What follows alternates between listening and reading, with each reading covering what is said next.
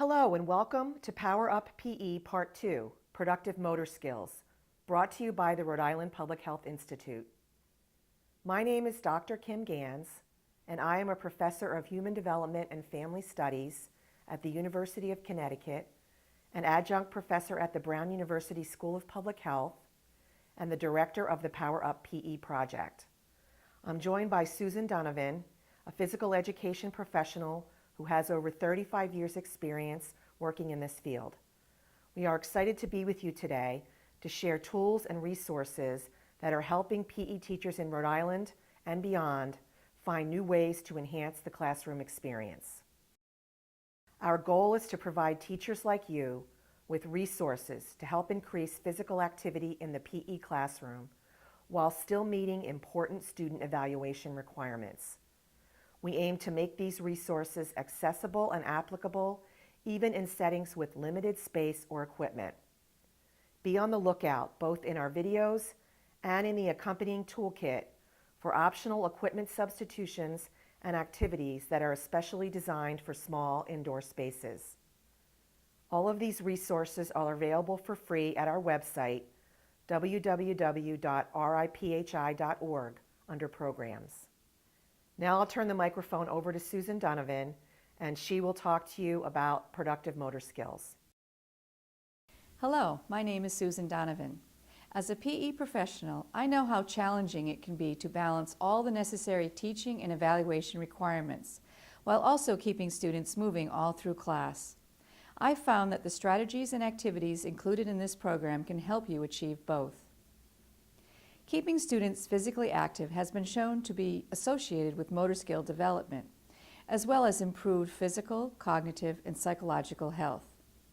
PE class may therefore be one way to help students focus better in all of their classes. As you saw in our first webinar, Organizational Management, Interdisciplinary Activities, and Using Technology, we explore a variety of ways in which PE can serve as an interdisciplinary venue, connecting physical activity with concepts learned in other academic classes.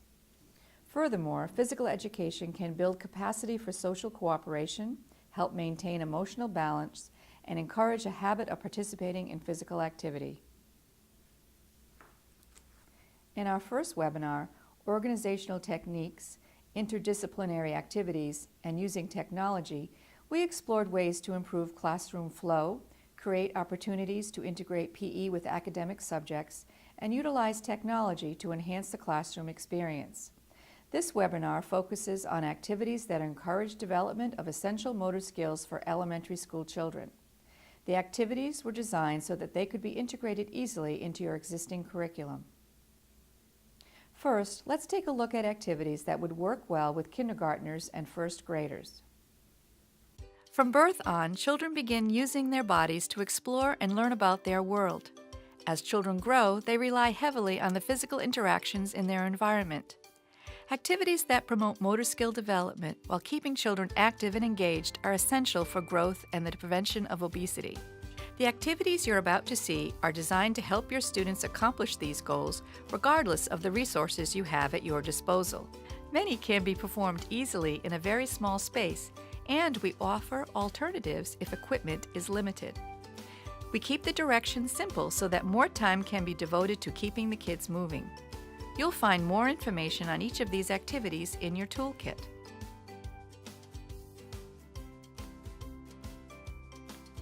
We're going to do a few animal walks, and if you want to know what the animal walk looks like, you can look up there at the picture. Students can explore spatial orientation, balance, and body coordination while working various muscle groups with activities such as animal walks from what we like to call home base. And go home! See how fast we can get there.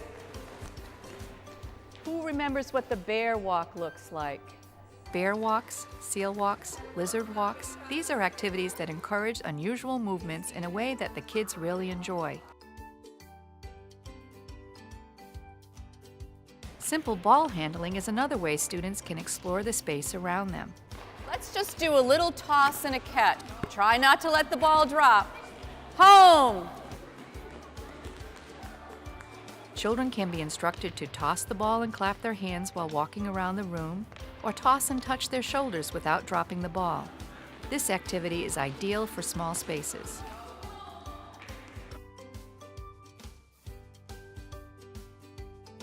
Who can tell me where Oscar the Grouch lives on Sesame Street? Oscar the Grouch is a great cooperative activity to show children the proper way to step and throw a ball, starting with feet together and taking one step forward to throw. To begin the activity, you can make your own homemade trash can out of exercise mats or cardboard appliance boxes. The idea behind this game is to have the kids throw a yarn ball inside the trash can, while a group of kids on the inside of the can try to throw the ball back out. Each student should throw only one ball at a time. At the end of each activity, you also have an opportunity to encourage critical thinking or use this game as an assessment activity.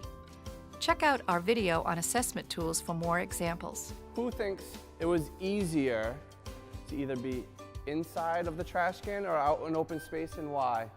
Which one was easier? You were inside, there wasn't as much space inside, there was less people, but there was also less space to cover.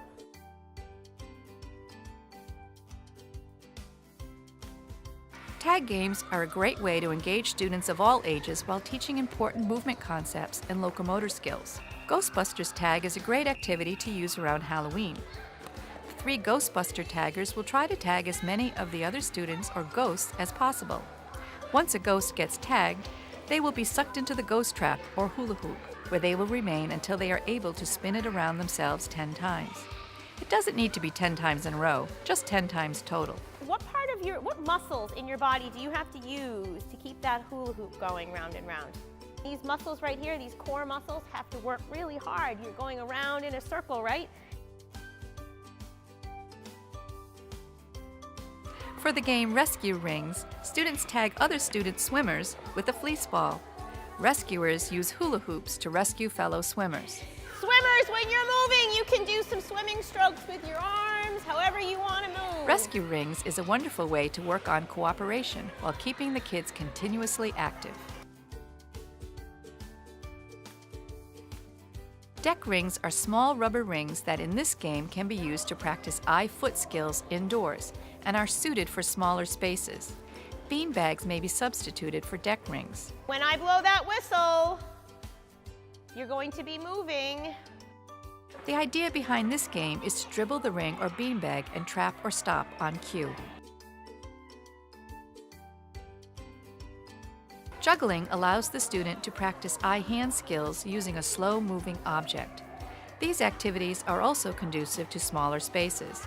Juggling plastic bags may be used in place of scarves. Start off just practicing tossing and catching with the opposite hand for a little bit. If I see you passing it under the wrong way, I'm going to try to break that bad habit right away. Juggling activities are good practice at crossing the midline. These skills transfer well back into the classroom during fine motor skill activities such as writing across the page. Cooperation is the focus of the tagging game 1, 2, 3, We're Free. It requires 2 students to work together to free each tagged child. We're going to play 1, 2, 3, We're Free tag. If you get tagged, you're going to stand with your hands on your waist, okay, and somebody needs to help you. You come by and you stand next to them and you say, 1, 2, 3, we're free. Students will have to work hard to make sure the taggers do not gain the upper hand. Don't be surprised if the taggers become winded trying to keep up in this aerobic activity. In my experience, students love this game. Every few minutes, switch out who gets to be the taggers. This ensures that everyone gets a chance to be the tagger. This cooperative balance and posture game can be played in a small space as well as in a larger room. It's a perfect game to play around the winter holidays because the students can pretend that they are any kind of toy they wish. They can be wooden soldiers, ballerinas, robots, whatever their imagination chooses. Students are given a beanbag, or you can even use a blackboard eraser as a pretend battery to balance on the head. When the music starts, they get to move like the toy they chose, but if the battery slips from their head, they become frozen. If another student picks up their battery without dropping their own and places it back on their head, the frozen student can move again. Our battery's been on our head all this time. We're going to try and put it on a different part of our body. Batteries can be balanced on the arm, the hand, the shoulder, or the forearm. Cooperative balance games help children develop kinesthetic feedback. Did you think it was harder to balance the battery on your head or on your arm? Head. How many people thought head? Raise your hand if you thought your head was hard. Alphabet Soup is a cooperative game and may also be played in a smaller space. In between instructions, the students are performing various locomotor or aerobic skills. So I want you to make the letter A. Remember, wrap-up is a good time to encourage critical thinking. How about what movement was the hardest for you guys to do?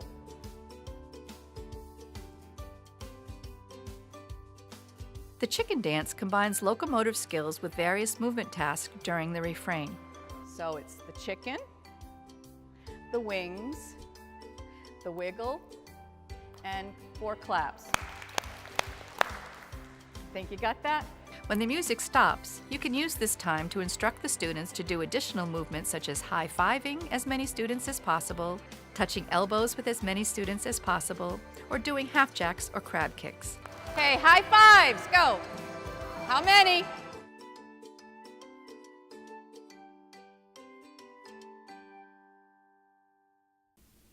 Next, let's take a look at activities that would work well with 2nd and 3rd grade students. We know that keeping kids active and moving is critical for them to maintain a healthy weight. As physical educators, we have a unique opportunity to influence how kids view physical activity for the rest of their lives. In this video, we will show you some fun and enjoyable ways to engage your 2nd and 3rd graders and get them up and moving. Each activity minimizes the amount of time kids remain sedentary during class, and many are conducive to smaller spaces. You'll find more information on each activity and a list of equipment alternatives in your toolkit. Heads and Tails Tag is an aerobic activity that teaches students how to safely flee, dodge, and chase. If you are a head, your goal is to try and tag somebody who is a tail. If you tag somebody and you are a tail, you turn into a head. If you end up tagging somebody at the same time, that is absolutely fine. You stay where you are and you need to go tag somebody else. The object of this quick warm-up tag game is to see how quickly everyone can become either heads or tails. Students are required to quickly switch from heads to tails or tails to heads when tagged. The object of Heart Attack Tag is for students to collect as many healthy hearts as possible as they move around from hoop to hoop. Inside each hoop will be a student we call a Cupid, handing out hearts. As students collect hearts, other students with noodles called risk factors will try to tag the students with the hearts, giving them a heart attack. The game may be played indoors or out. In Heart Attack Tag, everyone will have a turn at being runners and taggers, learning valuable fleeing, dodging, and chasing skills, while at the same time exploring the risk factors of heart disease and activities and foods for a healthy heart. Who can name all 4 risk factors? Go. Couch potato, junk food, fatty foods, and smoking. Another high five. Excellent. So you know the risk factors to heart disease. Educational gymnastics can be taught with or without mats. You may arrange the students into groups and plan the activity according to the equipment you have on hand. You do not need mats to instruct animal walks or simple stunts.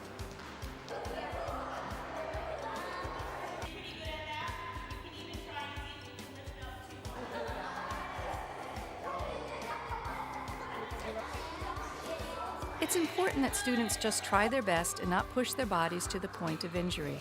Not everyone will be able to do every exercise. These activities help develop a variety of skills such as balance and flexibility. We're going to try a couple of partner stunts. You're kind of going to quiz each other a little bit on, do you remember how to do these different skills that we've been working on? Educational gymnastics with a partner is a great opportunity to have students assess how much they know about everything they have been learning. Each student has a clipboard and together with their partner moves through various fitness stations such as animal walks, simple stunts, and body positions.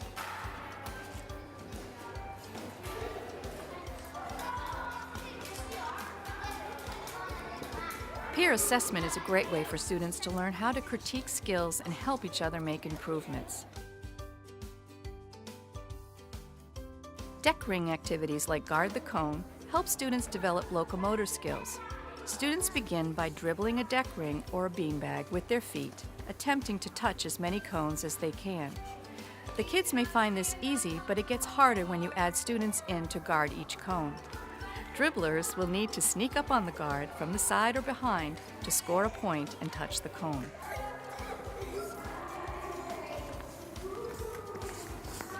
Dribbling, passing, and trapping skills are the same as in soccer.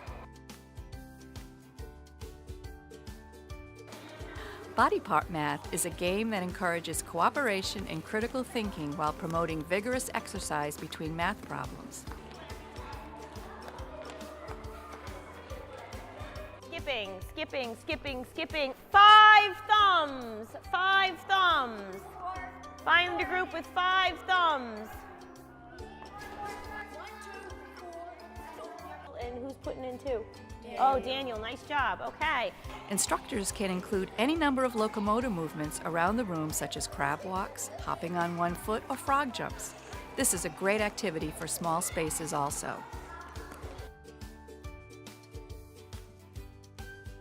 Using the same home base organizational concept, students can learn movement concepts using a simple hula hoop. So let's make a statue using some different parts where there's 3 parts inside the hoop and 1 part outside the hoop. 3 are in and 1 is out. Count them. Using different body parts like the head, hands, elbows, bottom, knees, or feet, students transform themselves into statues. You, the instructor, can direct them to place a certain number of body parts inside the hoop and a certain number outside the hoop, or you can give them other types of directions. Can you balance inside the statue on 1 foot with your eyes closed for 5 seconds? Let's try it with the other foot. Close your eyes. 1, 2, 3. Instructors can encourage students to gallop sideways around the hoops, jump inside and then outside the hoop, landing on 1 foot, or even jump out and in on the same foot. Scarf or plastic bag juggling is an activity that is conducive to smaller spaces and can be made progressively more difficult as students become more adept. You have to throw the scarves one at a time. You have to say to yourself, toss, toss, catch, catch. Notice I am making an X and then catching them. A third scarf or bag can be added to increase the skill level. This is excellent for developing eye-hand coordination and crossing the midline of the body. The aerobic over-under game encourages students to perform a fitness activity vigorously while the music is playing. Your job is to go over and under as many people in the room as possible. Students quickly create human hurdles by using the bridge and crab positions. Partners switch places during the second round. Scarf activities such as scarf snatch work on hand-eye coordination and are slow-moving to allow for success. Plastic grocery bags work just as well, if not better, in some of these activities.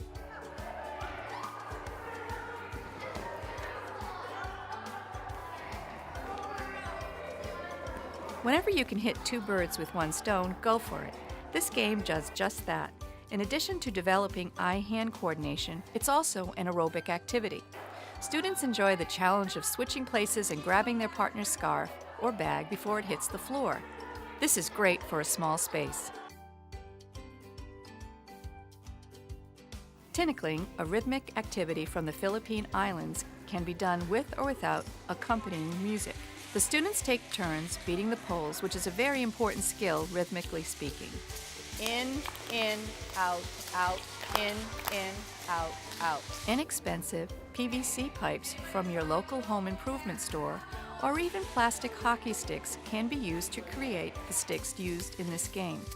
When students beat the sticks, they avoid lifting the sticks above their knees to prevent tripping the dancers. The students can challenge themselves by making up moves and routines to perform.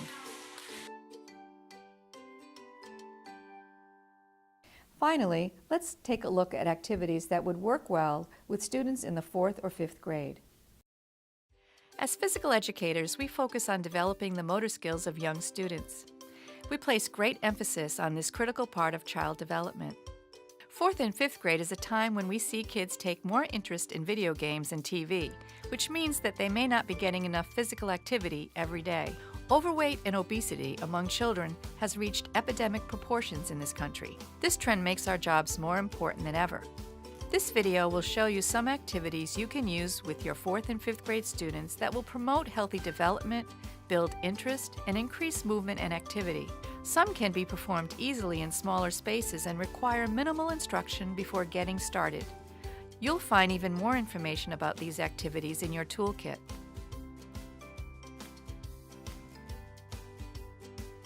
Porcupine Tag is a game that keeps the students continuously active as they dodge and chase each other in an effort to snatch the most clothespins or quills from the back of other players' shirts. You can only grab one clothespin at a time. If you have no clothespins on your back, it is okay. You are still in the game. You are still trying to find somebody that has a clothespin. You can still gain clothespins. Students can pull only one clothespin at a time and will assume the safe position, which is down on one knee, to put the clothespin back on their own shirt. Boys and girls, today we are going to do some stations that are working on some of the soccer skills that we have been practicing in class. Here we have 3 variations of soccer activities that will allow students to practice their skills. First, Soccerama combines aerobic play with soccer dribbling and trapping skill practice. The idea is for the students to collect as many soccer balls from the hoops as possible in the allotted time and dribble them in proper form to their own group's hoop. Next, the skill stations allow for focused instruction, and finally, 4-goal soccer allows all students practice time in a game situation. Technology can also be used to help the students assess their skills. Here we are using an iPad to record their movements. Seeing themselves on the iPad helps students to understand where they are doing well and which areas still need improvement. Pool noodles make for a super safe hockey game. 4-goal noodle hockey is a variation of 4-goal soccer. Each team has their own goal and each person has their own noodle. The idea is for the students to score goals at the 3 opposing nets while defending their own goal. Doing this helps students sustain a high level of cardiovascular activity while practicing offensive and defensive strategies.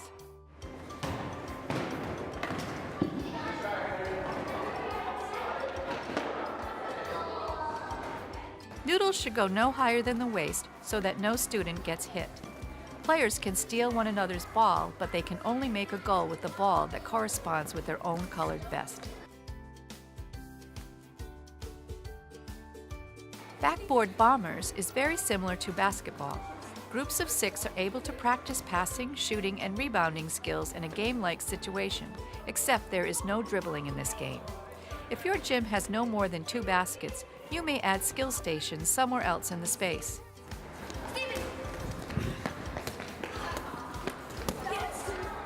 Unlike basketball, students cannot dribble when in possession of the ball.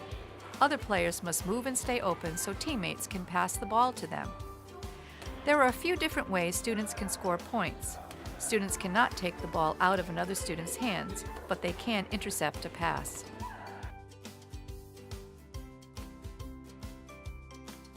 Students on this side, your job is to pick up as many cones as you can before I yell stop.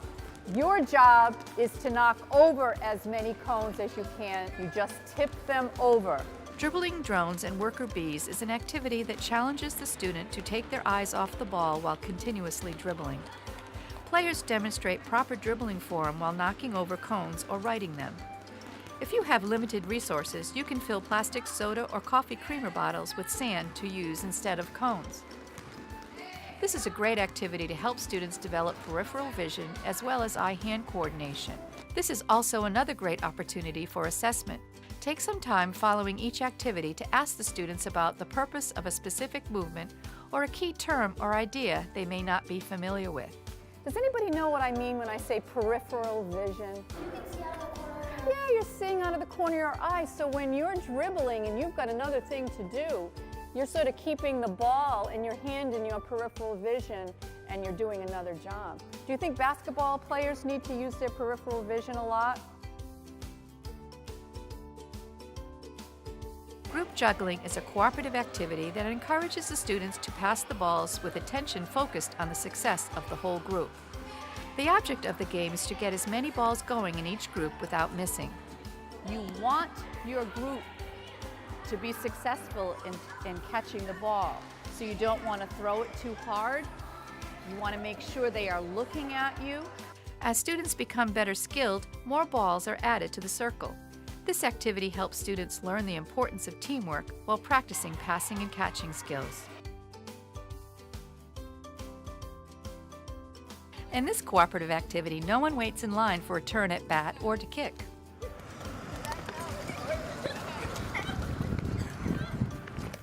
Continuous T-ball is done in groups of 5 or 6. A whole class can participate out in the field or on the blacktop. Batters hit the ball off the tee or cone and run around the bases, or in this case, the outside cones. Fielders throw the ball to first, second, third base, and then to the pitcher. If the batter makes it home before the ball moves to the pitcher, a point is scored. This is a great game for developing throwing, catching, base running skills, and teamwork. Students will be either power walking or jogging. The benefit of this activity is that it allows the slower or less fit students to work at their own pace without bringing attention to the slower movers.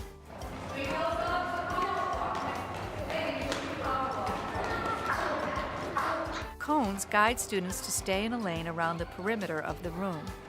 One lane is designed as the jogging lane and one is the power walking lane.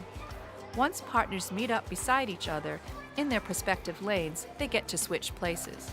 These students were engaged in critical thinking after a cooperative aerobic game of perimeter partners. Perimeter means what? What do you think? What's the word perimeter from Matthew? Surrounding. Surrounding, the outside. So in perimeter partners, you are going to use the outside boundary of the room. The Virginia Reel can stand alone or as a rhythmic activity or as part of a social studies unit in any of the grades that cover colonial times. It's been said, after all, that this was George Washington's favorite dance. All right, so the first thing we're going to do is take 3 steps forward and clap our hands. Ready? 1, 2, 3, clap your hands. And back up. 1, 2, 3, clap your hands.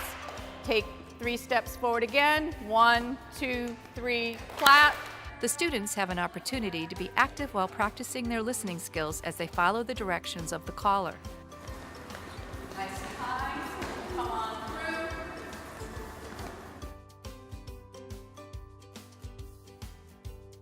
Musical Snatch can be done in a small space and encourages students to perform fitness exercises while the music is playing. This fitness activity requires using upper arm and core strength to play the game. When the music starts, you're going to do your ABC push-ups. When the music stops, you want to be the first one to grab the ball. Students are so motivated to be the first one to snatch the ball that they don't notice how hard they are working. The stations in this activity give the students an opportunity to practice all the areas of fitness. As instructors, you begin by setting up a variety of exercise stations in all 4 corners of the room. Each corner is marked by a playing card: clubs, spades, hearts, and diamonds. In order to get to the corners, the students have to choose a card from the deck. If they pull a card with hearts, they head to the heart station. Students repeat the exercise as many times as indicated by the number on the playing card.